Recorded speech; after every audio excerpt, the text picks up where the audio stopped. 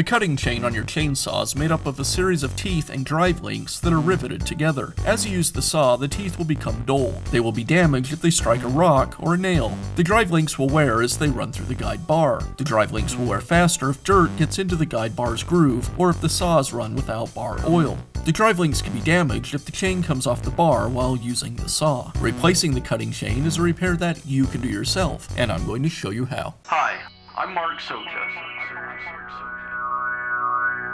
Do-it-yourself repairs like these are easier than you might think. From lawn machines to cordless drills, kitchen mixers, Outdoor grills. our how-to videos walk you through each repair from start to finish. So doing it yourself means never having to do it alone. Let's get started. I'll begin by removing the side cover from the chainsaw.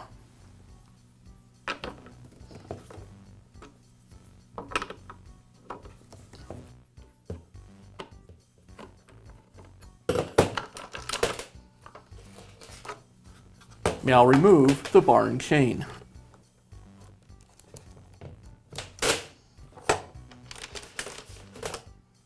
Now I can install the new chain. I'll place the bar back onto the bar studs. And now I can install the chain. Make sure you install the chain so the cutters on the bottom of the bar are pointing towards the saw. I'll place the chain into the bar groove and around the sprockets. Now I'll pull the bar forward, applying tension to the chain and aligning the drive links with the groove in the bottom of the bar. Next, I'll reinstall the side cover, make sure that the tensioner aligns with the hole in the bar, and now I'll apply enough tension to the chain to bring it up against the bar.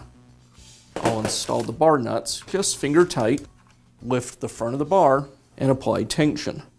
I want to tension the chain so I can pull it away from the bar with regular force, but not pull the drive links completely away from the bar. That looks good.